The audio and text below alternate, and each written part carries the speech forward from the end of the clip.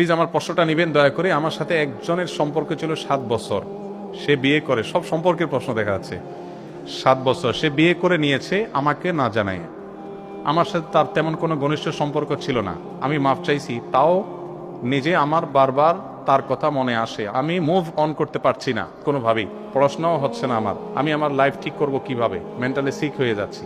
এরকম অনেকেই প্রশ্ন করেন। যদি এরকম কারোর ছ্যাঁকা খাওয়ার রেকর্ড থাকে, তাদেরকে আমি বিনয়ের সাথে বলবো, যাকে আপনি ভুলতে পারছেন না, আপনার এই সরলতা দেখে আমার করুণা হয়, আমার মায়া হয়।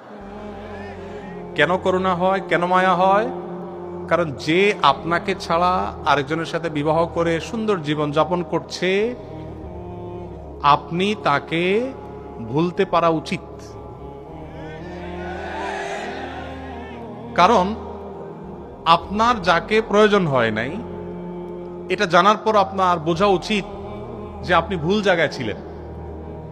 এখন আপনি, সে যদি একটা বিয়ে করে সুখী থাকে, আপনি ছেলে হয়ে থাকলে আপনার সামর্থ্য থাকলে 4টা বিয়ে একসাথে করা উচিত, যাতে তার কাছে প্রমাণ করা যায় যে তুমি যদি আমার ছাড়া সুখী থাকতে পারো, তোমার চাইতে আমি বেশি সুখী আরো। এটা হলো বেটাগিরি। আর আদা বেটাগিরি হলো আপনি যেটা বললেন, আপনার মন খারাপ, আপনি কান্নাকাটি করছেন।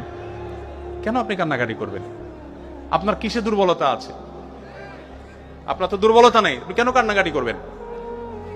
হারাম সম্পর্ক থেকে আল্লাহ তাআলা উদ্ধার করেছেন, সামহাও যেভাবে হোক দুজনের পথ দুইটা হয়ে গেছে, আল্লাহর কাছে শুকর আদায় করেন এবং শুদ্ধতার পথে ফিরে আসেন। আর এগুলো যৌবনের ভ্রম, একটা সময় খুব খারাপ টারাপ লাগে, এগুলো দেখবেন একসময় নিজেরই হাসি পাবে। যখন ছেলে মেয়ে হয়ে যাবে বড়, তখন দেখবেন আরে কত পাগলামি ছাগলামি জীবনে করেছি।